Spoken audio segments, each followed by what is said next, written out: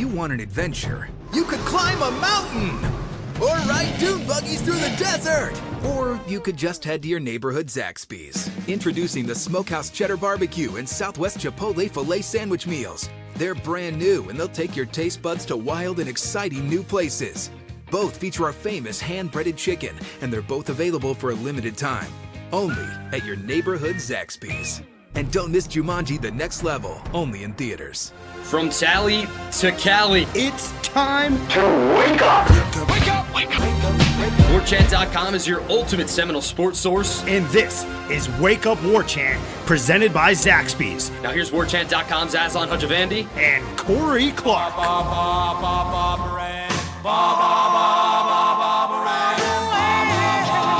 Wake up! What up, everybody? It is Wake Up War Chant presented by Zaxby's. I am Aslan Hajavandi. He is Corey Clark. We work for WarChant.com. This is where we tell you to use a promo code. But, Corey, I'm not prepared. So how are you doing, man? I'm good, buddy. I'm good. I'm doing great. I appreciate you asking, Aslan. I really do. What a wonderful day. Yeah. What a wonderful show this is. All right, I found it. It's 75 Adidas. That is the promo code.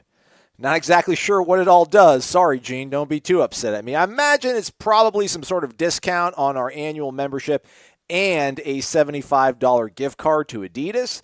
But I'll try to confirm that while Corey tells me what he thought about my Christmas tree picking selection process. What do you think about it? Which one did you end up with?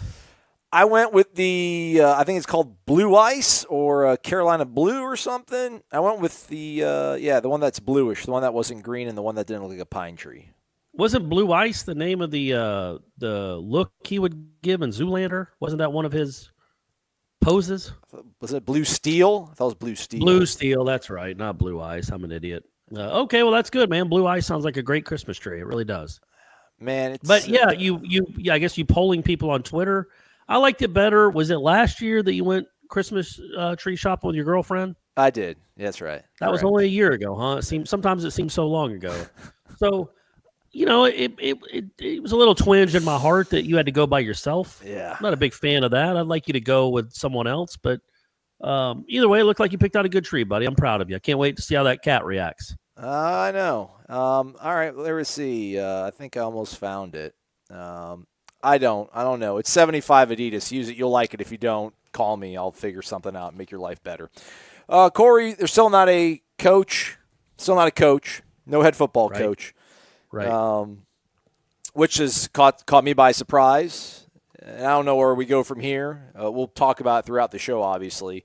But it's Renegade Express today, so let's do that. Renegade Express is brought to you by the good folks at First Commerce Financial. They are a pure mortgage broker, Corey. They work with several lenders to get you the best possible rate, whether you're looking to buy a home or refinance your current one. Their mission is to provide transparent mortgage solutions that help grow your overall net worth. They also eliminate the junk fees associated with most mortgages, which means additional savings for you. Mention War Chant. They'll waive the appraisal fee for qualified borrowers. To begin the process for your next mortgage or to ask questions, they cordially and warmly invite you to call. Take this down, everybody, please. 248-207-2404. 248-207-2404. Give them a call. Tell me you listen to them on War Chant. Give them a call, please. Call them. Visit firstcommercefinancial.com. License in Florida, Michigan, Arizona, California. All right, Corey, let's do this, man. The ponies are ready to go. They're reared up. They're ready to rock. I am not. What is wrong with me? I don't have anything ready to go. I'm so exhausted from the whole Christmas tree excursion. Putting the lights on the tree was the worst thing. Trying to do it by yourself, horrible, terrible. So you already decorated the tree too? You got it and decorated it in one day? Done. Got to, man. It's December 4th as you're listening. No, you're right. As we record this. 3 weeks. Good point. Yeah, I mean, with Thanksgiving being so late this year and then having to go down to the dump and cover the game, it just kind of really threw a curve into everything. But it's up. I don't like it. It didn't look as good as I thought it was going to look. The tree looks beautiful without all the lights on it, but this is the year of disappointment for me. I'll get over it. 2020 is going to be my year or something like that. Anyhow, I'm going to stop talking. Let's let you folks talk. Renegade Express, first question comes from Chef Swag U. Is it Bob? Was that the question? That was. Is it Bob? Yep. I mean, I think Aslan and I have obviously guessed that if it was Bob, what's the holdup? My first thought is, and my second and my third thought are no, but I hope I'm wrong. You know what I mean? I hope they come out of nowhere and surprise us with the good Stoops. Yeah, is it Bob? Yeah, he's in Dallas. I think as we record this on Wednesday night, it's 11 o'clock at night. He's in Dallas. He's got a football team he's coaching right now. Training camp, mini camp just started for the XFL for the Dallas Renegades. So it'd be kind of weird to put in 2 days, 3 days at this new venture, and then all of a sudden kind of swerve, come out to Tallahassee.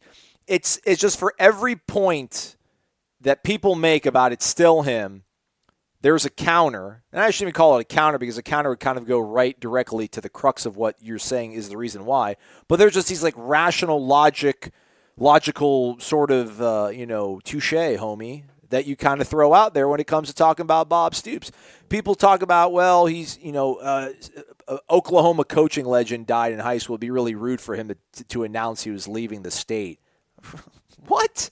What if Bill Castle from Lakeland, I think that's the name of the guy from Lakeland, that's probably like the most renowned program in the state of Florida. Like if he passed away, nobody can take the job at UCF or something? Like, what is that? And then people talk about he's going to hurt feelings back in Oklahoma.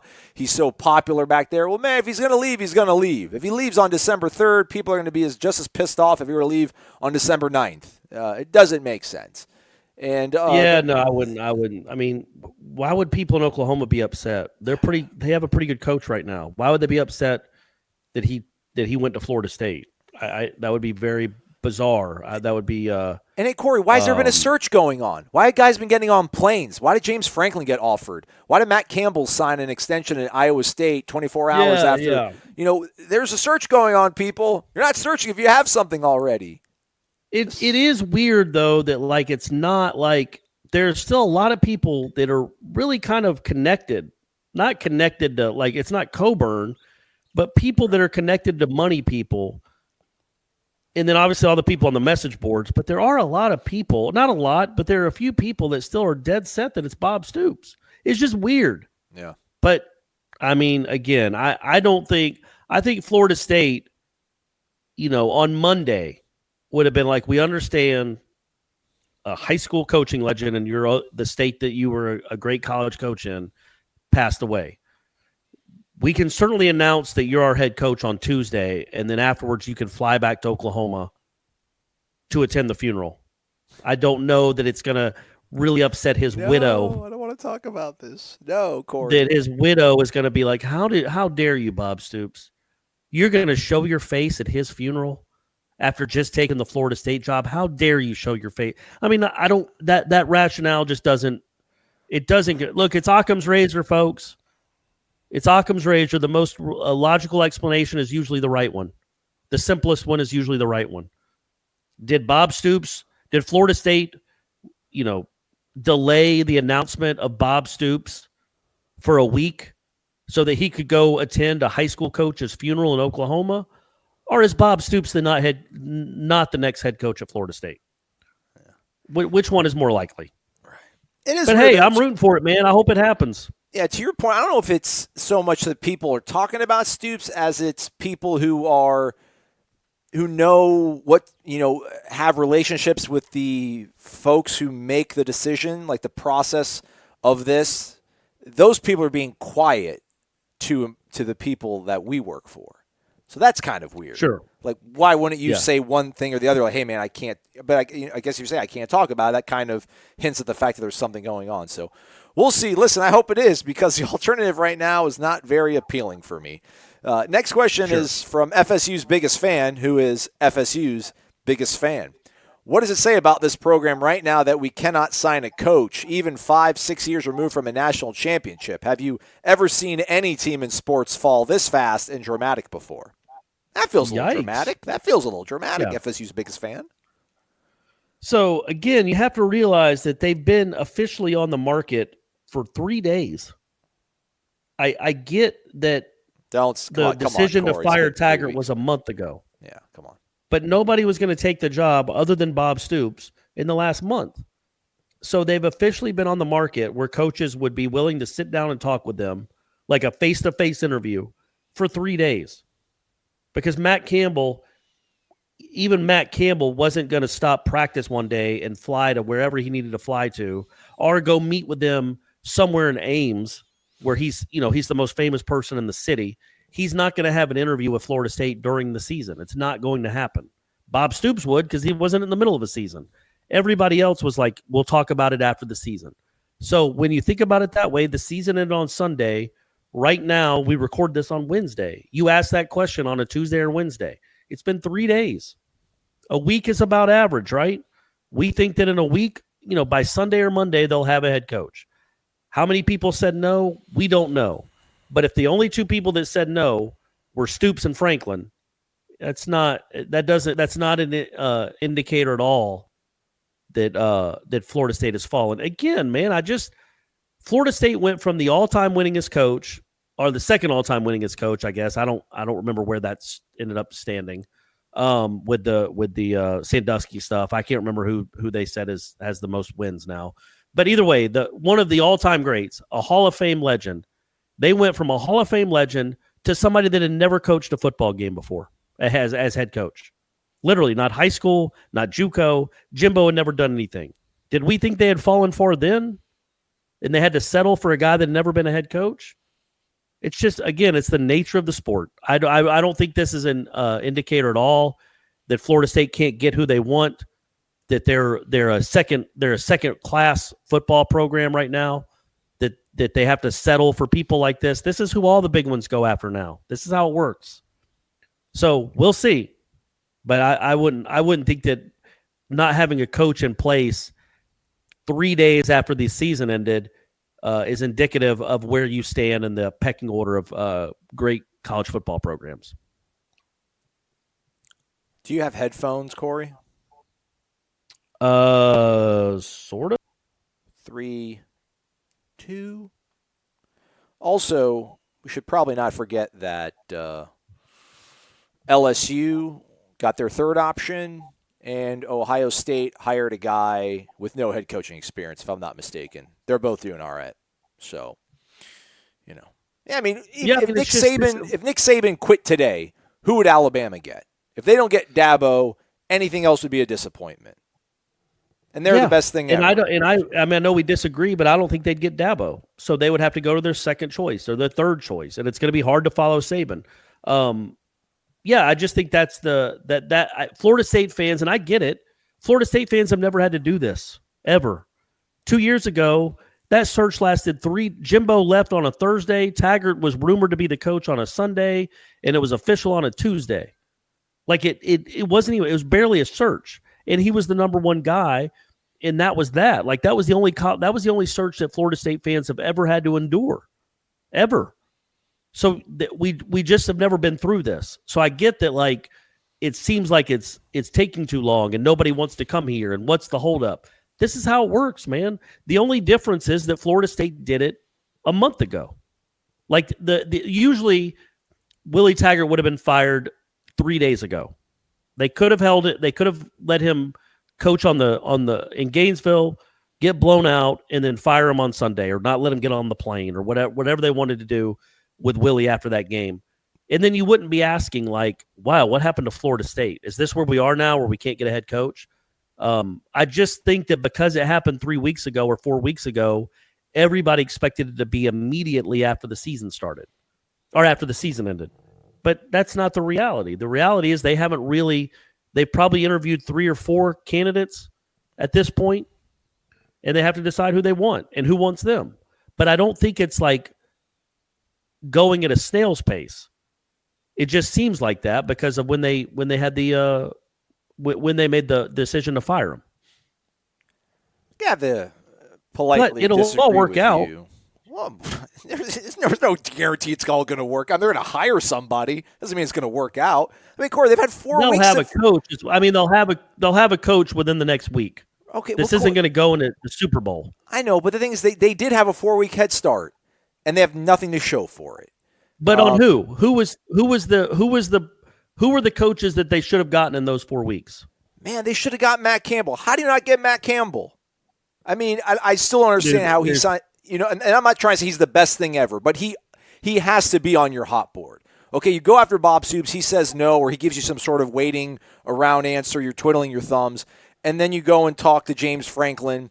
Penn State reporters said that they keep hearing that he's been offered. That was something Gene said that he heard that Florida State was going hard after James Franklin. Penn State's reporters corroborated that, so there's something to that. But it sounds like he's staying there and he's working on an extension. And then, which makes sense, right? Yeah, I don't think that's an insult. I don't think it's an insult either. But then, it sounds like maybe Matt Campbell momentum is starting to build, and then Gene reports about the fact that, it looks like there's a little bit of a delay with the announcement. Probably Gene's hypothesis or theory was probably whoever they had sort of lined up maybe backed out last minute, and then within 24 hours of Gene reporting that and floating that out there, Matt Campbell signs a contract extension at Iowa State for another 6 years or whatever it is. So I'm not panicking or anything, but this is obviously not going according to plan for Florida State, and they're starting to go further down the board for people that they want to bring into this program. And there's also some built-in disadvantages for Florida State right now. The fact that the president is outgoing and the athletic director is outgoing, I think that's, if you listen to Matt Campbell's introductory press conference in Ames 4 or 5 years ago, he could not stop gushing, and I know everyone does it to a certain degree, but this felt a little bit more sincere, but he could not stop gushing about the AD and the president and the synergy that the administration would have with him and the football team. And then he kind of cites that as soon as he signs his extension earlier this week. Florida State can't offer that. And listen, it's going to all work out in terms of they're not going to hire a president that doesn't care about athletics, and they're not going to hire an AD who's not a football guy, not this time around. But you can only say, hey, we're going to make this stuff happen for you, and then when you have something already in the hand that's firm and proven, you're going to take it. But it hurts, man. It hurts when a guy decides to stay in Ames over coming to Tallahassee. But I don't think this program is damaged or beyond repair or anything crazy like that, but this is obviously not a good thing. And I still think the facilities thing is an issue as well. Yeah, but not for a guy from Iowa State. What are their facilities? You can't. It's not like he thinks he's got a better chance in the long run at Iowa State than he does Florida State. He might have signed an extension, which will save them a year, and then he's going to go to, Michigan fires Harbaugh. He goes to Michigan. Lincoln Riley goes to the Dallas Cowboys. He goes to Oklahoma. Well, that's the thing, though, Corey. He would go to Michigan over Florida State. Why? It doesn't sound Midwestern guy. I mean, I can understand that. He is certainly not choosing Iowa State over Florida State. There's zero chance he's going to be at Iowa State at the end of that contract.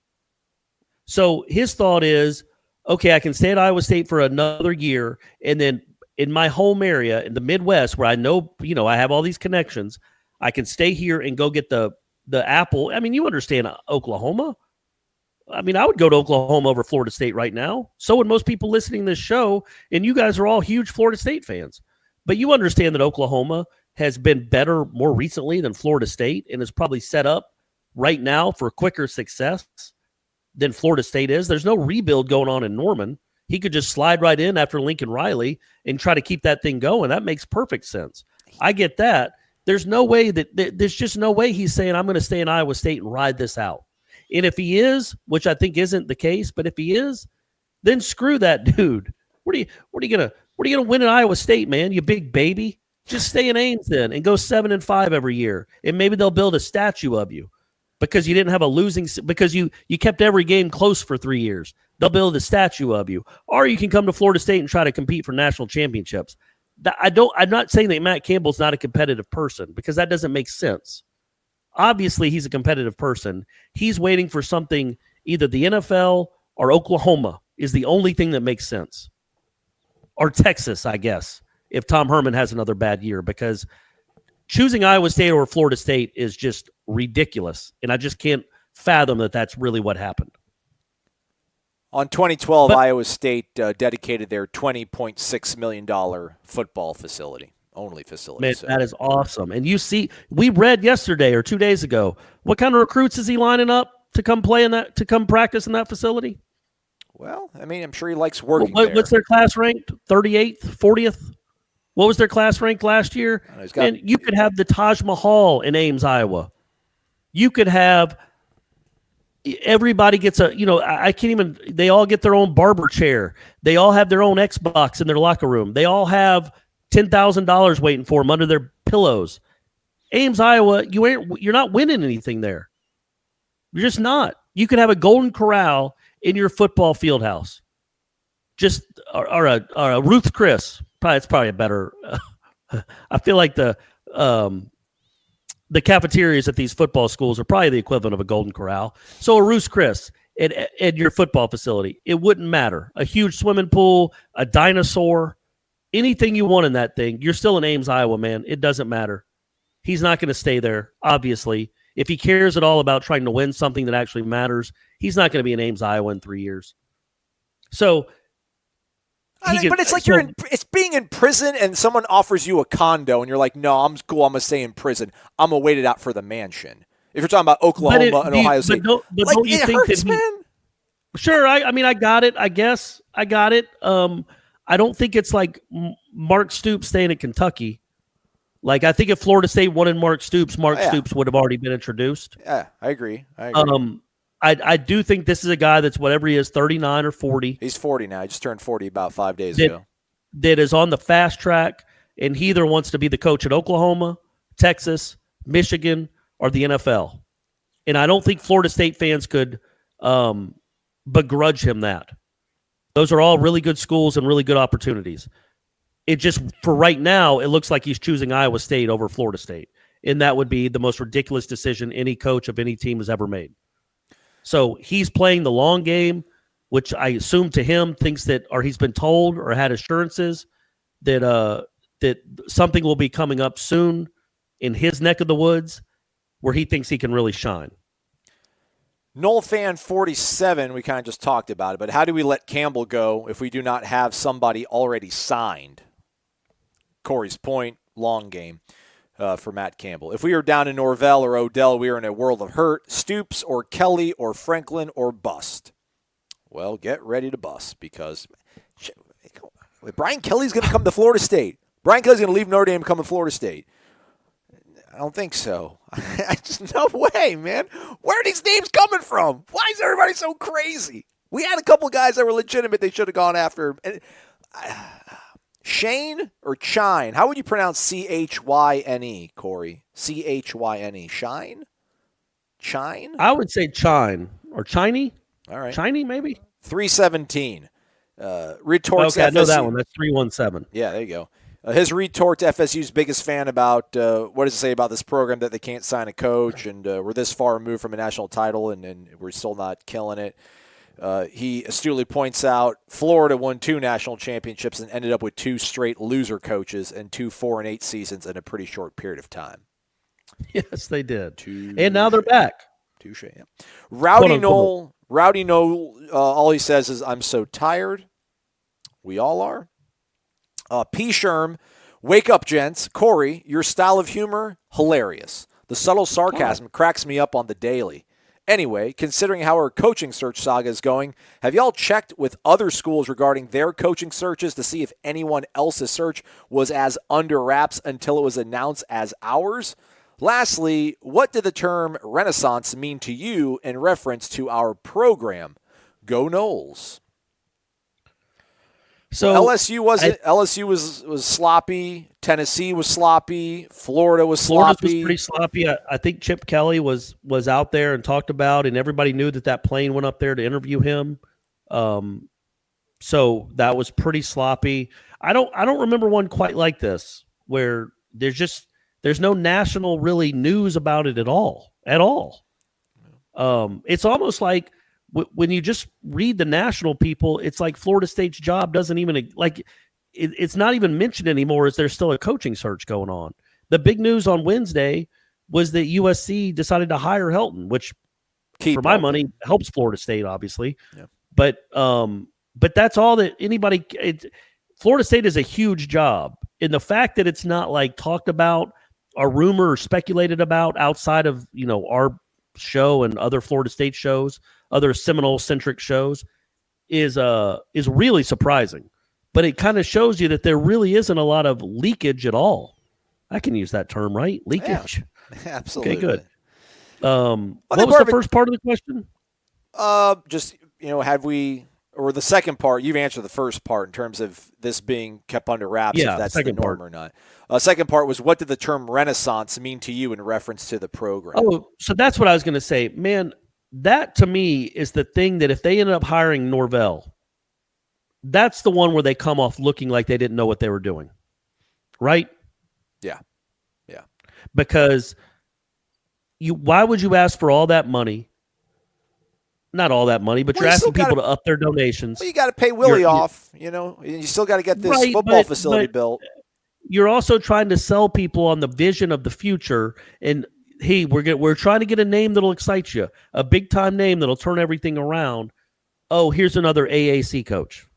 Like, that's not how you get it done. So that to me, that might have been their plan all along. Maybe it was just for the buyout, and they didn't want to say that. Like, hey, we didn't want to call it the Willie Taggart buyout fund, so we went with Renaissance instead. Like, that has a better ring to it, sure. But if you just show up with Mike Norvell and you've asked all these people to up their donations to make, to help Florida State football, man, good luck. Like, I'm not saying it would be a bad hire. I don't think it would be a bad hire. He's won games. But I mean, I don't know if it'd be a good hire, but I'm not saying it would be a bad hire, but it certainly wouldn't be met with the requisite excitement that you would want for some Renaissance campaign. So I don't know. I don't know what the Renaissance meant. What would be a bad What they hire? were thinking there. Is like Lane Kiffin, would you call that a bad hire? Yeah, I would not. I'd be more excited about Norvell than Lane Kiffin. Absolutely. We kind of, wasn't obviously going to be a likelihood, but Odell's candidacy kind of hinging on that Florida game. How could you announce Stoops or whoever if Odell goes out there and beats Florida? Can you imagine if Mike Norvell loses Saturday to Cincinnati at home in the AAC championship game? Yeah, it's just one game. I mean, Tom Herman, I think, lost his last game at Houston before he went to Texas. They were pretty excited about him regardless, but they're not really taking off to the heights they thought they were. If it's going to be Norvell, you got to do it now. And I'm sorry, I know he's got a game to play. Don't want to hurt the Tigers' chances in that one. But, man, if you're going to hire that guy, you got to say it now because it's not going to excite the fan base. To your point, asking everyone to up their money donations and such for a guy who maybe doesn't have as much cachet as some of these other names that have been bandied about. And have him lose. Again, it's just one game, but optics, you would think John Thrasher would be able to maybe kind of – I mean, he does. I'm not trying to say I'm smarter than him by any stretch, but that would really hurt. I don't know, man. Like, would it matter if he won? Well, it helps. It makes you feel a little bit better. It wouldn't make you feel better at all because he just won. He just beat that team to go to 11-1, and you don't want him. So what difference would it make if he beat him again? Who cares about me? I'm just one guy. I'm talking about your rank and file fan overall. No, I'm not talking about you personally. That's what I'm talking about. I wouldn't care, but overall, if I'm a manager, if I'm a PR guy, if I have millions of constituents I have to answer to, boy, I sure would hope the guy wins the game. And if I could avoid announcing him after he lost, I would do everything I could to avoid that. I would try to get it out now. Shoot, I'd do it like Friday night, Saturday morning before they kick off. I think they're a noon kickoff. Send a damn email out as soon as they kick the ball off. Yeah. No, I mean, I get what you're saying. It wouldn't. Again, if it's Norvell, it doesn't matter. There's nobody that's going to be excited, no matter what he does in that game. They could win 70-6, and it would be like, well, great, it's an AAC team. Who cares? Like, nobody's going to care either way. If they lost 50-6, yeah, it wouldn't be great. But again, it has no real bearing on what he would do at Florida State this one game. It's just the excitement level for the announcement and for the hire. But as we both said, we won't know for 21 games. I did do some research on him though, and because I thought you would be interested in this. Only I think twice. I did research, and then I'm guessing here, but I think twice in his career at Memphis have they been out of a game going to the fourth quarter. Out of 54 that he's coached, 55 that he's coached, they've only been like quote unquote blown out where the game was over going to the third quarter twice. So they do compete. Their defenses have been awful. Their offenses have been very good. So If it's him, and they do win, I mean, 11 wins. What are they ranked? And I know people are going to say it's Memphis. Give me a break. You look at their schedule, and you look at Florida State's schedule. It ain't that much different. I don't think Florida State's schedule is appreciably harder. So now, obviously, they didn't play Clemson. They didn't play Florida. Memphis would have lost both those games as well. But I just don't think you can sleep on 11 wins, 11-1 after 8 wins, 9 wins, 10 wins. Like the guy's team has won games at Memphis, and they usually compete. They beat, one of their losses. 2 of their losses 2 years ago were to Central Florida, which won undefeated, and as we all know, won the national championship that year. Right. They had the big parade in Orlando and everything. Great moment for the state of Florida for UCF to win that national championship. But remember, one of those games that UCF won on their national championship quest was a 1-point win in overtime over Memphis against his team. Like, I can promise you this, 2 years ago, that Florida State team, no chance they score 55 points on Central Florida. No chance. And they don't beat that team. And I don't think that Florida State, if they had played Memphis' schedule this year, would be 11-1. So, again, I get that you're not excited. Not a big name, not coming from a big school. But if it's him, you have to assume that it's an upgrade over who you just let go. And if it's an upgrade, well, okay, then. That's better than a downgrade. So no matter what happens in that championship game, I get that you're not going to be excited, that it's still the guy from Memphis, but they're going to a New Year's Six Bowl if they win that game. And Florida State hadn't been there in a few years. So, I don't think it's anything that can be completely dismissed that his guy would have won 12 games in a season. The term renaissance to me, as we wrap up P. Sherm's question, Renegade Express brought to you by First Commerce Financial. I just think for so long Florida State got by doing things very frugally or very economically, and were able to make things work. Bobby Bowden's, I think he was one of the first coaches that ever signed $1 million a year contract, something like that. Yeah. Otherwise, Jimbo was pretty affordable up until the last few flirtations with LSU. And even then, what Florida State's going to probably end up shelling out for whoever they're going to hire, it's going to be kind of commensurate with that. So I think it's time that I think that the letter was to kind of signal to people that things have to change. If you want the results on the field to change, it's a different economic climate, and people need to start stepping up. And I think that's what they wrap this whole thing around, because they got to get that football facility built. The football facility, they were supposed to be shoveling the ground by now, and there's no shovels anywhere around the Al Dunlap practice facility right now. So they got to get that thing up and running so they can start attracting the best coaching candidate they can, and also the best recruits. Corey and I will keep disagreeing about this, but I think there's something to be said about when you go to Clemson or you go to Alabama and you visit them, you see this building that's just simply you guys. It's just nothing but you and your 80 buddies. This is your guys' playground. It's your Toys R Us. It's your FAO Schwartz or whatever, man. It's just all you guys all the time. And then you come to Florida State, and the Moore Center was renovated in 2004. It's 15 years ago. Trust me, I haven't. You see what Clemson has? It's not what the Moore Center is. The gym, the training facility that the football team has, the weight room, is not on par with the top 15, 20 programs in the country. These things need to get fixed and remedied and rectified. And, yeah, it costs money to do those things. And, again, we've been doing things and being successful without having to pay top dollar. We were lucky. We were fortunate. We were lucky that everything worked out. We were lucky that Bobby Bowden was awesome. We were lucky that it rode out that long. We were lucky that Jimbo stuck around and did the head coach in waiting thing, and he won so quickly. We were lucky. We were lucky. We're not lucky anymore, and we need to start spending money. That's what I thought the Renaissance thing was all about. It was a come to Jesus letter. You mentioned FAO Schwartz. If I was building a football-only facility, yep, I would definitely have one of those big keyboards. Exactly. Like they had in Big. That's what I was thinking. Where you can stand on it and play it. How awesome would that be? Man, it'd be crazy. So that would be my number one thing. I'd have a chocolate fountain, obviously, and maybe a fire truck. Kids like 18-year-old, anybody likes to hang out in a fire truck. That would be cool. And then also a big keyboard that you could stand on. Not everybody's got that. Not everybody's got that. Exactly right. Let's take a break. We'll be right back. It's Wake Up War Chant presented by Zaxby's. You know what I think we need to do for our next read when we start? We need to do a Christmas-themed Birch Orthodontics read, Corey. Kind of like Jingle that's Bells, a good idea. But, I don't know. We'll figure it out. But here we go. Like a white Christmas theme because you want white teeth. I know that's not exactly what an orthodontist does is color your teeth, but that kind of theme. Yeah. Like Jingle Bells or something, but, jingle braces, make That's your perfect. smile. That's Something. perfect. I'm going to stop talking.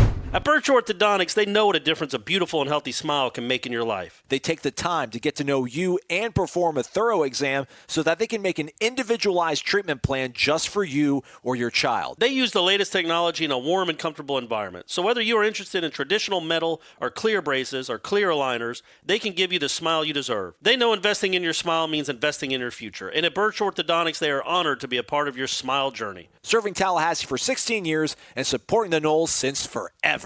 Check them out at birchorthodontics.com. BURCH orthodontics.com. Welcome back. Wake Up Board Chant, presented by Zaxby's. Thank you also to Dr. Heather Birch. Obviously, you just heard of her. And this is the Renegade Express, which is brought to you by First Commerce Financial. That phone number, Corey was asking me, he forgot it. Corey, if you want to write it down, it's 248-207-2404. Call them. Tell them you heard about them on War Chant. They're going to build your overall net worth. What more could you want? It's Christmas. It's all about the Benjamins. Buy your kid the coolest, biggest thing. Increase your personal wealth.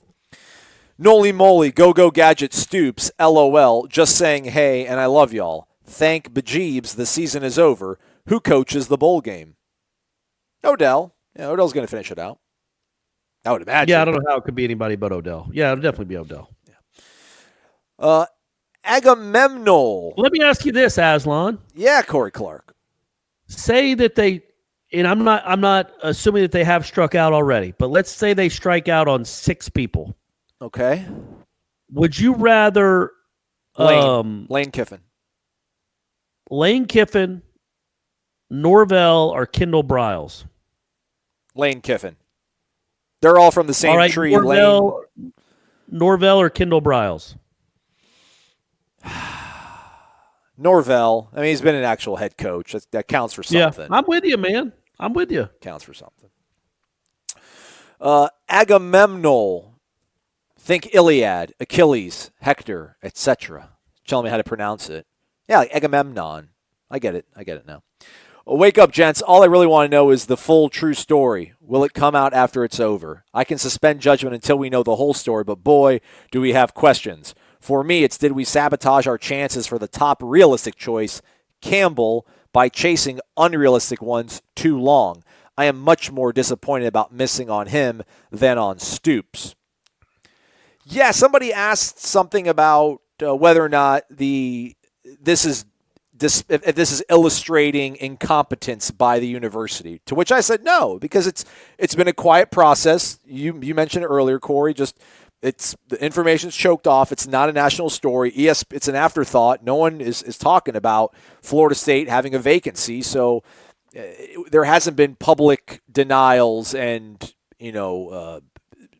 photos taken of coaches getting off or administrators getting off planes in certain towns with head coaches. So it's been locked down pretty good. The only thing that I would maybe label and I don't want to label incompetence because I think that would be too strong. I think it would be a miscalculation is if they did indeed really go hard after James Franklin and then did not maintain that sort of vigor and enthusiasm if they did indeed go after Matt Campbell. Because, again, Gene said that Florida State made a strong push for James Franklin. Penn State's reporters corroborated that Florida State had been coming after Franklin hot and heavy. Boy, I'd hate to hear they offered Franklin 8 1/4 and then told Matt Campbell, we'll give you 6.5. That would upset me. But that's conjecture. I don't know if they did that or not. So I don't think there's been any sort of sabotage going on. Who knows? If it's Bob Stoops, we'll all be laughing. Right. But there's no way to know that one cost you the other. Mm-hmm. They're like, oh, man, we didn't go after – we went after Stoops too hard, so we didn't get – so Campbell got upset. Or I don't think that's how that works, man. I think, You go after Campbell and you offer him the job, it shouldn't matter who else has been offered. He either wants the job or he doesn't. And especially if the other people were Stoops and Franklin, like it's almost a dereliction of duty if those two were actually viable candidates to not pursue that before you go to Matt Campbell. I know we think Matt Campbell's going to be a great coach. Well, he's not a tenth as accomplished as those two guys are. Well, Stoops. Yeah. Franklin, he's not as half as accomplished as Franklin is. So, of course, you go after those two first. And I don't think you cost yourself anything. That's like saying, like, Florida had to settle on Florida because they went after Chip Kelly first. That's not. I just don't think that's how that works. In my opinion, I just don't think that's. I don't think that's how that works. I think that not. I don't think one had anything to do with the other. I agree, but my theory was if you maybe short sold Campbell, like if you offered, like you're like, okay, well, it's going to take this amount of money to get Stoops off the couch, which I wouldn't give the same money from Bob Stoops to Matt Campbell, but I'd give the same amount of money to James Franklin as I would to Matt Campbell. Like that's my thing. I'd hate to hear a backstory about they offered Franklin 5 years, 8.5, and then they offered Campbell 4 years at 6.5. That would disappoint me. I would think that was a miscalculation. I mean, we'll always differ on that. I wouldn't offer Matt Campbell the same amount that I was offering James Franklin. Go to any bowl, Matt Campbell. That's that's something like the Rose Bowl. Like, you haven't done that. You haven't even won 9 games at Iowa State. James Franklin won 9 games at Vanderbilt in the SEC. That's more impressive than anything Matt Campbell's done. So I don't think he would deserve. I mean, you got to know where you are in life, man. Again, but I don't think it's that. I don't think it's like they were cheap. I don't think Matt Campbell is going to be making more money at Iowa State next year than he would have made at Florida State. I don't think so. I think it's about opportunity and where he thinks he's going to be in 2 years and where the school he'll be coaching for, not the amount on his paycheck. Now, you could blow him away with $12 million a year, then nobody would say no to you. But Florida State's not going to do that. It's going to be Matt Rule. He's going to shock all of us. Hey, it's going to be Matt Rule. Let's hope, man. As soon as they beat Oklahoma on Saturday, maybe if they lose to Oklahoma, he'll be like, you know what? I'm done with Waco. I'm going to Tallahassee. That'd be pretty sweet. They're in that game, right? Yeah. Yeah. Okay.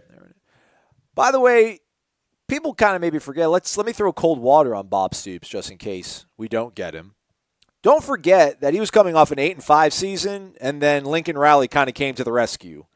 So, it ain't going to have Lincoln Riley this time around. Yeah, but didn't he? Well, that's true. But the one thing that Bob Stoops did in that instance was he fired what's his name, right?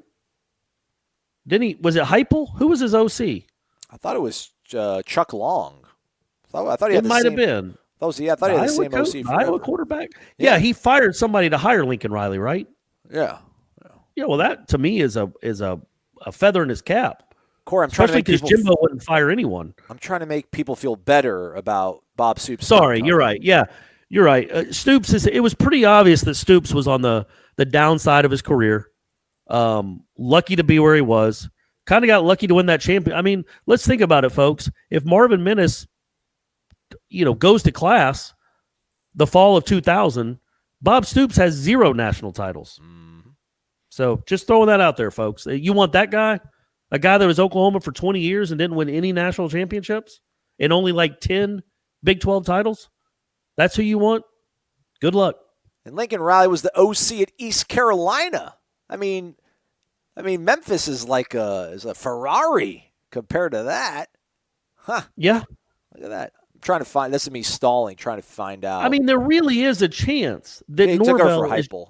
Yeah, Heupel was his OC at that time. Okay, good. At that time. So, but there really is a chance. And again, I'm not carrying this guy's water. I've never met him. I don't know who he is. I'm not even sure I'd know him if he walked into my house right now, what he looks like. But there is a chance that Norvell is just a phenom. Not a huge. I mean, it's not 80%, but there is a chance that the guy is really, really good and could take Florida State to incredible heights. J.I.I. Knowles, wake up! It's Jeremy again from Miami, which is the hometown of this guy who keeps hitting refresh over and over and over on War Chant. Anyways, LOL. Aslan, 2 years ago, you were on the Lane train. This time around, no mention of him from you. Has anything about him changed with you? Corey, how do you think FSU has handled the search? Remember, rate, review, war chant, 5-star rating, support your local Zaxby's. Can't thank you too enough for all you do. Happy holidays, fellas. Thanks Jeremy. Buddy. Appreciate that, man. Well, Lane fell off like a year ago. They had that really strong year when Kendall was there. They got the band together. I think his brother was his DC. They tore it up. Year 1, 10 wins, won the conference title. All about the Lane train. Then last year, I think they might have even been under 500, or they weren't really all that impressive. So I'm like, well, Kendall left because Kendall went to Houston, and he lost Chris, his brother, his defensive coordinator, and it just didn't look good. I'm like, okay, maybe it's a flash in the pan, but he's back. He's back, man. Lane's back. They're in the Conference USA Championship game. They're going to be playing UAB. There's just something. So what's their record? They win 9 games, 8 or 9 games. Yeah, something like that. There's something just. If it was a movie, it'd be really cool to have this coach who goes on Twitter. He's like Mike Leach light. Like, he doesn't say anything too offensive and crazy, but he's a little loose. He's got a little loose steering, which I think is okay. I don't think he's going to say anything that'll offend you or embarrass a program the way that Mike Leach is liable to do anytime he opens his mouth. So that's a little bit sort of weird. I don't know if it's conduct becoming of a head football coach, the way he kind of carries himself sometimes. But it's also kind of a refreshing thing. But ultimately, again, I think he's in the second phase, second act of his career, and it's all been pretty good. Again, took Blake Sims in Alabama to a semifinal appearance, won a national championship with Jake Coker, had them rolling, and then got kicked off the train right before the national title game, which they lost because he took the job at FAU. And now he's looking at maybe a second conference title in 3 years there. So it's appealing. But again, I'd rather have Matt Campbell. I think Matt Campbell's a more straightforward program builder. I put like Lane, Kendall, and Mike Norvell in the same sort of boat. They can call good plays. They can draw up good offenses. But can they be a head coach? Can they be a CEO? They're interior designers. But Florida State needs to put up some new walls. They need to put up some new drywall. Then you can come in and start painting the walls and putting all this cool furniture, which is what I think like a really good offensive coordinator, offensive mind, Norvell, Kiffin, Briles gives you. You need a program builder right now.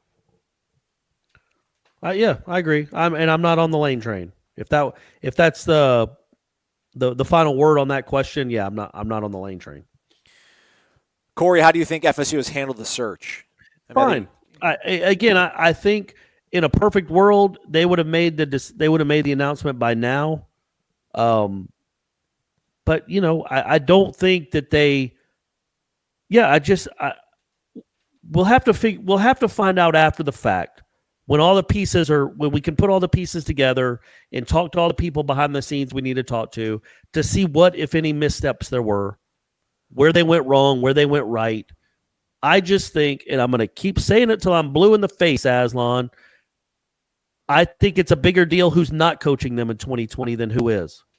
I think I think what's lost in all this is that, in my opinion, they will hire someone that is better than the person they had. I mean, not at all costs. Like, I don't know that. I mean, who knows if they hire? They might hire, I don't know, Stan Jones. Like, assuming they hire a football coach with a high football acumen and somebody that's been in the game for a while and knows how to, sustain a program, I think they're going to be better coached next year. I don't even know how it could be arguable that they'll be better coached next year than they were these last 2 years. I know that's a huge slight against Willie Taggart, but gosh darn it, I watched the last 2 years. I watched those 21 games. I watched that Virginia Tech. I watched game 1 and I watched game 21, and there was no difference between those 2 games. And I know they coached a man down. And I know that last year that offense was a train wreck. It was laughably bad. And I know this year and last year the defense was laughably bad. Get somebody in here that can give us some lethal competence, some lethal competency, and then we'll see where we are 21 games from now. But no matter who it is, I think they'll be better. You should have to win 6 games. All you have to do, he had to win 6 games. He couldn't win 6 games. He couldn't win 6 games. 6 of the first 10 is what he had to do, and he couldn't. I mean, Bowl season's coming anyway, around I here. think It just I just think it looks bad because they did it after the Miami game. If they would have done it after the Florida game, which the same thing would have happened, except maybe they don't go to a bowl, so they'd be 5-7 again, and then they fire Willie Taggart after 2 years, then nobody is saying that this has been prolonged, it's been protracted, it's been drawn out. It's just what it is. It's a coaching search. We'll see what happens next Sunday or Monday when the announcement is made and we see who the hire is, and then ask me 21 games after that. But I do think they'll be better. I just think, again, I like the guy as a person. I like dealing with him, but I think it's addition by subtraction when it comes to this football team and the coaching staff. I think the coaching staff will be better next year. Only misstep, I think, thus far, and I don't even think it's that big of a deal, but I think it's maybe contributing to some of the anxiety around the fan base. And it's the whole thing, like, we hate when coaches do coach speak. We hate when players regurgitate coach speak. David Coburn is not coach speak guy. I mean, I think David Coburn saying when they introduced Odell as an interim coach on that Monday that they hope to have this thing wrapped up or somebody announced by the end of November is kind of contributing some of this anxiety. But he was being transparent, and who knows, maybe he didn't realize that the season was going to end so late in the calendar. But that's the only sort of thing that I think might have created some anxiety for people, or it's increasing because if he didn't say that, then no one is panicking as much. Yeah, but also, like, they did get the Champions Club set up with a backdrop and a podium for some sort of announcement that still has not been made. That was, what day was that? Monday morning? Yeah, did they take it down? I heard they took it down, but I don't know. Has there been like photo confirmation? That to me also looks bad. Like, if you want to, if the things I would when I'm looking at this coaching search, the things that would give me pause is, okay, you're gonna give us a Renaissance letter and then hire the Memphis coach, and also maybe we'll see, but also, what in the world happened there? Why are you painting the field and getting the Champions Club ready for a press conference that still hasn't happened? Number one, how long does it take to prepare the Champions Club for a press conference? 12 minutes? You can get all the interns in the athletic department to just bring up some chairs. Why are you getting it ready and letting people know? Not letting people, but people can walk up there and see that there's something ready for a press conference that still hasn't happened. That, to me, and that to other fans, would be like, oh, you got turned down by someone. You had somebody all lined up that you were going to announce on Tuesday, and now that hasn't happened. You've struck out. You've whiffed on whoever you thought that was. That might not be true, but that's certainly how it looks. The Navy Knoll, I think Corey kind of summed it up in his last response, but says, wake up. Looking back, how much validity do we give the poll that ranked Willie as the number one overrated coach? Seemed pretty spot on. Can't we just use that list instead of the search firm? Was Landon Dickerson the canary in the coal mine regarding the program, specifically his comment about Bama being how a real program is run? Great work, gents. Love the show. Hashtag 30Yaks7. Oh, yeah, man. That used to be the phone number. We still have the phone number. I just haven't given it out. We will once we start getting really slow here. I mean, again, to Corey's point, I think, Florida State probably better off with whoever they're going to hire than what they had. Was Dickerson the canary in the coal mine? Maybe it was Haley Bachman. Maybe it was Bailey Hockman. Yeah. Well, it ain't like he went to a power. Right. Yeah, maybe Dickerson. I mean, Alabama's better than everyone except for maybe for Clemson. So every program isn't going to look as good compared to Alabama. But yeah, man, it was just what happened in the last 2 years. You could, in my opinion, we talked about this on headlines, but Ira was like, man, Ira's point was, if you end up with Norvell, why didn't you just stick with Taggart for another year if you're going to end up having to pay that kind of money for him not to coach when you're getting a similar type coach? And my response to that was, man, they had to get rid of Taggart. They did not want Taggart. They think they're better off no matter at what cost, no matter the cost, to not have Taggart coaching them. That's how bad these last 2 years have been. And it's hard to argue that, in my opinion. I know it's my point, but I wouldn't argue it myself. But they in their minds, they could not afford Willie Taggart to be around this program even for another month, much less another year. Yeah. It just puts you further and further behind. So cut the legs off now, rip the Band-Aid off now, and get on with making a hire and becoming a good program again. Random_John. Good morning, my good sirs. I understand you both laugh at the Stoops truthers, but you have to admit the Daily Nuggets do nothing to squelch their passion and belief.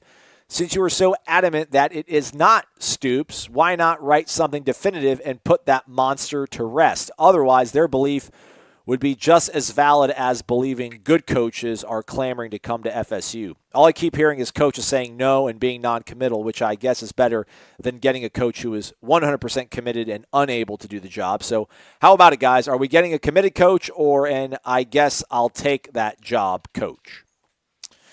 Well, what the problem is, we need to get Gene on the show. I don't know if he'll talk about it in public, but when your reputation's on the line, what he's built War Chant on is just being rock solid on things, and it takes a lifetime to create a reputation. It only takes 2 seconds or whatever it is to lose it.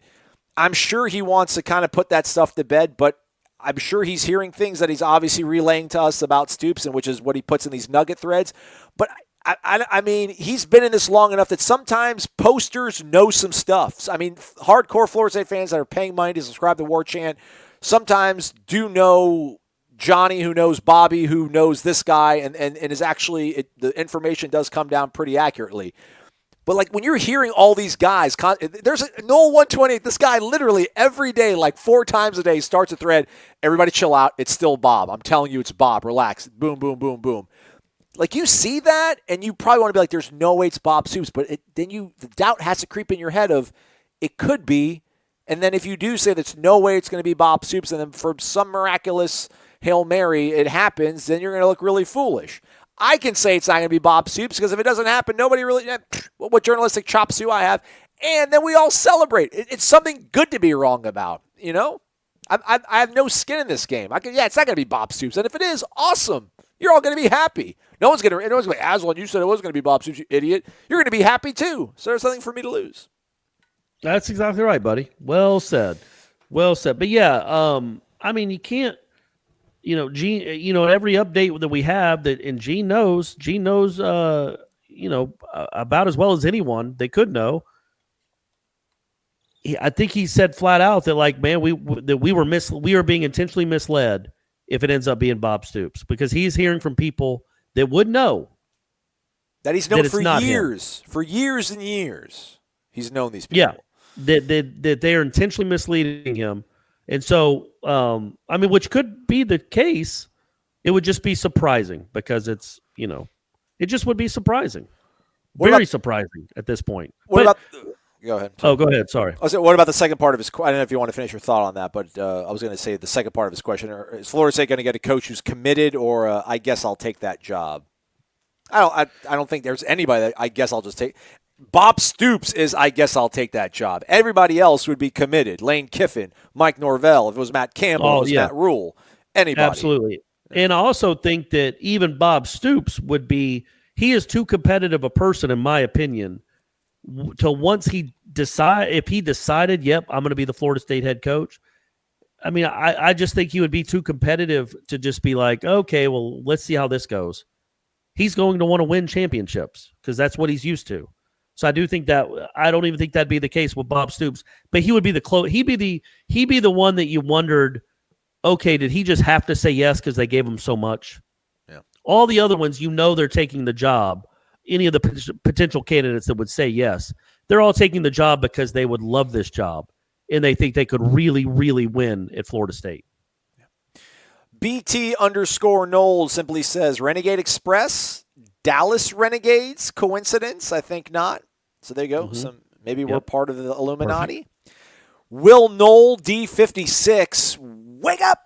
Aside from the whole preparation for an announcement than not having one, this thing has been pretty quiet. So is it getting ducks in a row, or more like that scene from Wolf of Wall Street where they're full-on panic mode destroying the office? It's hard to know, man. It's a good question. It is. I think their biggest misstep has been that. I'm sure they weren't even thinking about it. Like, how's this going to look? But don't set the thing up until you have something in writing that they're going to be the coach and you're ready to announce it. Yeah. Don't set anything up. Don't paint the fields. Don't do anything like that until you're told for sure. I don't care if the fields are painted. Why would you do that? Who cares if the field is painted? Was the field painted for Taggart? Do you remember? I don't know. I wasn't here for that. I was still in Dothan, Alabama. Yeah. Well, I tell you that I was there, and I don't remember. And if it was painted, I would do the opposite of whatever you did for the Taggart announcement. Literally, like, don't have it in the Champions Club again. Go have it in the concourse. Go have it on the field, the press conference. Go have it at his house. Like, anywhere, just quit doing the same things you did for the Taggart announcement. But, yeah, man, I just think if they don't do that, if they hadn't have done that right there, then there's no sign at all that somebody has turned them down or said no to them. You know what I mean? Or that things aren't going exactly how they planned. But when you set up for a press conference that never comes, that's not a great look. Let's take one or two more questions here. Turntoll lives, not Turtle. Is it going to be a head coaching question? Of course. Okay, you want to talk about basketball real quick? How they lost Indiana the other night? Hope we get another head coaching question. I mean, I could talk about this an hour every single day, Corey. I probably could. I talked to Shanna, my lovely ex-wife, Shanna, about she played trivia with her on Wednesday night, and she's like, "Are they ever going to name a head coach? Will they ever?" She goes, "I can't deal with it anymore." Yeah. And she goes, "I listen to your show every day, and it's the same show every day." I go, "I know." I go, "That's why we didn't do one on Tuesday, because we're literally saying the same things." You know, we try to switch it up a little bit. It's not the same show. Folks, listen, obviously. But, yeah, it's like has any show ever had to talk as much about a coaching hire as Wake Up War Chant has had to talk about this one? Because coaching searches don't last a month, ever. Yeah. We've literally been talking about this for a month. But anyway, go ahead. Well, it was Stoops, and then Franklin came out of nowhere. Then it was I get it, man. I get it, Campbell. But it has been a month. Yeah. Turntoll wants to basically know, we both explained last month how the NFL is a different sport from Power 5 football. Question is, does coaching in the AAC prepare a coach for Power 5 football, recruiting, and coaching better than the NFL? How is Mike Norvell he's saying basically, how is Mike Norvell more likely to succeed in recruiting and coaching in the Power 5 football than an NFL coach, a former NFL head coach? I'd still rather take him than Jack Del Rio. I don't know, like Jeff Fisher. I don't know who are the other former NFL head coaches out there. Yeah, man. Jack Del Rio. Yikes. No, I just think if it was just X's and O's and knowing how to coach the sport and calling plays, well, there's a gazillion guys that can do that. I mean, it's not rocket science, really. I mean, I think Lincoln Riley is like a phenom, but everybody else from like the third best play call in the country to the 90th best play call in the country, I don't know that there's a huge difference. It's just as far as calling plays, or knowing the game, or knowing how to read a defense or exploit a defense. Those are all great. But gosh darn it, you need players. And in Florida State, you need linemen. Heavens to Betsy. Go get a lineman or 9. But I just think that's the biggest thing the difference. It's not just the coaching acumen and knowing the sport and knowing X's and O's. It's getting guys to come play for you. You have to be able to do that and getting them to play hard for you. Those are the two biggest things, I think. Look, Bobby Bowden from 1992 to 2000 didn't call many football plays. But gosh darn it, he had a lot of good dudes running those plays. Like, that was the biggest thing, is getting the guys in the boat. That's it. You know, and I think that's the biggest difference. I don't think it comes down to I mean, I do think it helps that you know what you're doing, and you've got an offensive mind. You're able to score points. You're able to exploit the defense. Obviously, all that matters. But is it any more important than to be able to get guys on campus? You know, I just think that's where it diverges from college and the NFL. I don't think there's any doubt that Dirk Cutter knows how to coach football. It could do well coaching college football, would know how to attack a defense as a college football offensive coordinator. But is anybody going to come play for Dirk Cutter? Well, a bad example. He was a head coach at Arizona State. And he wasn't good. Yeah. It's a good example. Okay, sorry. But you know what I mean? Like I think he coached in a Super Bowl or got the Falcons close to a Super Bowl as the OC. Yeah. But at Arizona State, he didn't get it done. So I think there's plenty of guys that can be great offensive coordinators in the NFL, even good head coaches in the NFL. But I don't know that it necessarily translates to college. They didn't. Was Nick Saban dumb with the Dolphins? No. Did he not know what he was doing? Did he not know football? I just think his personality, plus he's very good at what he does, but he loaded his roster at Alabama. You can't do that in the NFL. So we know that Nick Saban's not as good. It's just different. It's just different sports. That's all. I know I kind of meandered and it was a long answer, but I just think it's different. I think it's different sports. I don't think Jimbo would be very good at all in the NFL, but I think he's proven he can be pretty darn good in college. I really like the spunk in the good like example. Good example. No, that was a bad example. Good example, Dirk Cutter. Great example. What was Dirk? Can you look that up? You keep talking. I'm going to look up Dirk Cutter at Arizona State. All right. I thought you were going to make me look it up while you kept talking about that question, which I don't have much interest in. That's the last one. Here we go. Jolin Cones, wake up. Well, maybe I'll go back to bed. This coaching search is too tiring. Here's my question. If you could make any bad FSU team great, which team would it be and why? Love the show, fellas. Appreciate all the work y'all do. Well, don't say that because we're probably not going to do a show tomorrow. If you could make any bad FSU team great, which team would it be and why? Do you want to go first, Corey? I would say, yeah, I would say 09 because that was Bounds last year. Okay. It would have been cool for him to go out on top instead of getting embarrassed at Tebow's senior day. Being called the JV compared to the varsity. Although I guess he still got to win the Gator Bowl. Yeah. You know what? Also, I'm going to say this year. I don't know. Should I say? I don't know if I mean that or not. But the thing I was saying for the last 2 years is true. I do wish it had worked out with Willie Taggart, man. And I wish that he would have somehow been able to come up with an 11-1 season. Because I just, well, no, I'm not going to go down that route. 2009, Bobby Bounds last year. It would have been cool if they were. It'd been cooler if they were better. That's probably the right answer. The answer I'm going to go with though is 2017. If that team would not have gone, if it would not came off the rails, if that team would have still been 11-1 or whatever and made the playoff. I think Jimbo Fisher's probably reinvigorated. I think Jimbo Fisher's probably still here. I think the bowl streak is still ongoing. The winning season streak is still ongoing. And we wouldn't have to spend 4 weeks of shows talking about a head coach. I mean, could you imagine, and people don't want to imagine this, but like if he kept winning, would he have left? Like if they were 11-1 and going to play in Charlotte for the ACC championship game, would he have left? No. Not if he had if he had gone 11-1 with either a true freshman quarterback or a redshirt sophomore quarterback and Cam Akers. No, he's not leaving. I think it was a confluence of the season didn't go well at all. They were 3-6 at one point. All the off the field stuff in Tallahassee, which is a small town, and maybe not feeling as wanted as he wanted to. The butting heads with the administration.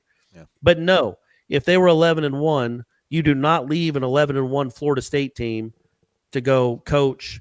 One of the more mediocre programs of the last 6 decades in college football history. You don't do it. Don't care how much money they throw at you. You don't do it. So, by the way, I looked it up. I didn't realize Dirk Cutter was the head coach at Boise State. Did you know that? Yeah. I didn't realize that. So he was good at Boise State. Yeah. He parlayed that. He was there for 3 years, went 26-10, and then parlayed that into the Arizona State job where he went 40-34 over 6 seasons. Then we went to the Jags, I think, as like an OC or quarterback coach. Yeah, and I know he was the Falcons OC when they made it to the NFC Championship game and lost to Colin Kaepernick. Yeah. That was a bummer. They had a big lead in that game. People forget they all bring up the 28-3 game, which I was too drunk to remember. Yeah. I can't remember exactly how that game turned out. I know we had a big lead. I assume the Falcons ended up winning it. But in 2012, I think they had like a 21-3 lead in that game against the 49ers in the NFC Championship game and blew that. So that's just kind of what we do. All right, we're done. We might be back tomorrow if something happens. If not, we'll probably get to the rest of these questions on Monday so that we have something to talk about. But I don't know. I mean, the next time we talk, they got to announce somebody by Sunday, right?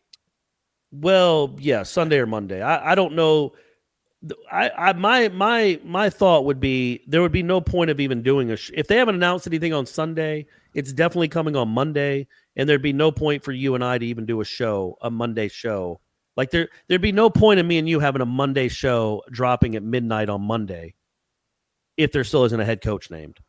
Because it's just going to be this again, and then literally it'll be obsolete at like 10 or 11 in the morning when they do announce they've hired a coach. Does that make sense?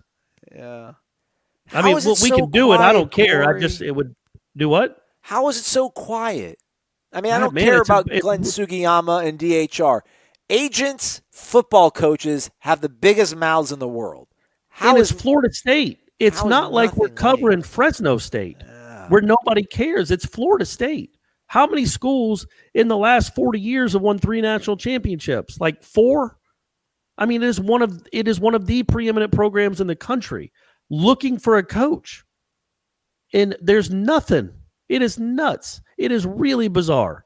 It makes me wonder if they're even going to play football next year. Do they know something we don't? Is college football being canceled? Because it's bizarre that we don't know anything. By the way, real quick before we go, Florida State women, undefeated, one of the best teams in Simrau's career probably. I think they're number 8 in the country right now, 7 or 8. Had a big win against Texas A&M earlier this week. They have Michigan State at home in the ACC Big Ten Challenge. That's tonight.